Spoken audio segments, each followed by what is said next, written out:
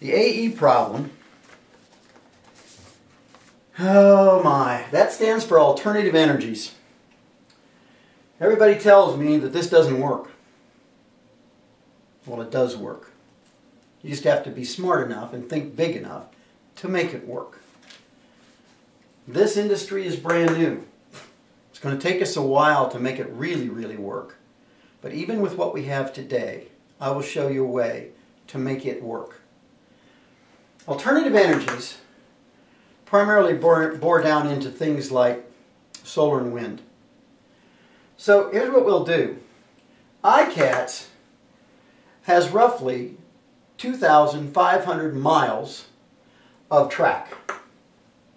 We're going to take the south side of that track and cover it with solar panels. So it will generate 55 billion watts of power every day.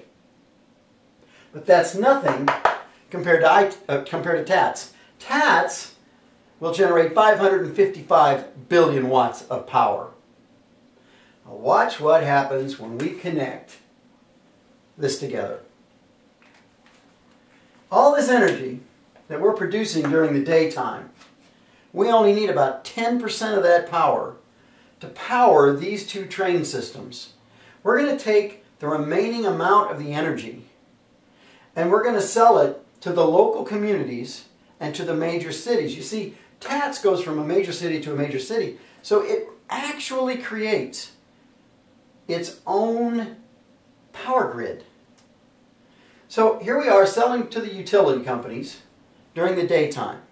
At night, we buy back the electrical power. But there's an advantage to this. You see, the electric power we buy at night is cheaper because the demand is less. So here's the amazing part of this. These two train systems operate at a zero cost. It costs nothing for the energy to power the train system. Free is cool. Do not underestimate what this can do. This is free energy to run your system, to run everyone across the country. This train system, TATS, in theory, you could take iCATS or drive to the nearest TATS station in LA, California. Get on it and get off in Washington, D.C.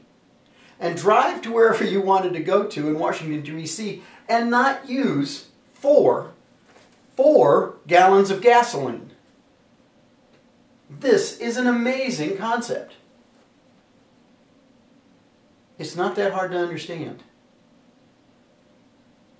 So we've shown you a way now that AE over here can power things to make our world better. That's nothing compared to the LDLs. LDLs is something we jokingly call loop-de-loops. Loop-de-loops. These are our interstate clover leafs. The interstate clover leafs, we do some very funny things with our interstate clover leafs. You see, in order to make those little loops to get from one interstate to the other, we've got all this open space. And what we do with it is we put grass in it and trees in it so we can mow the grass and grow the trees so we can take care of them. I have a much better idea for this.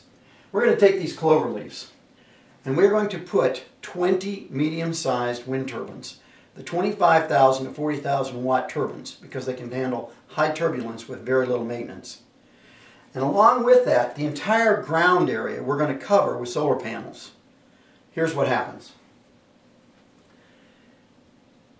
With everything involved, it will turn out 1.5 million watts of power every hour. It will do this for, on the average, 8 hours of every day. That is 12 million watts of power out of one clover leaf. But how many clover leaves do we have in the United States? Probably 1,000 or more, maybe thousands. Each 1,000 of those turns 12+ billion, that's with a B, watts of power every day. Green, clean, and free. This is silly not to use. Now here's the interesting part about loop-de-loops, these clover leaves. Wind turbines generate noise. But you see, clover leaves aren't out in the middle of North Dakota or southern Oklahoma or western Kansas. They're located right smack dab, usually close to major cities.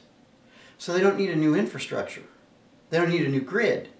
Grid's already there. So we don't have to an enormous expense. We don't have to buy the ground. We already own the ground.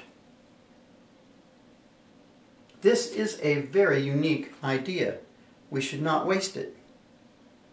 The other aspect of this thing is that it starts to create solutions to everything. To do this, I got to have to generate these and to generate this power, I have to put another 4.2 million people back to work. Are you seeing that this and this and this and this and this are solving this? It's not that hard. Now, that brings us to the MP problem.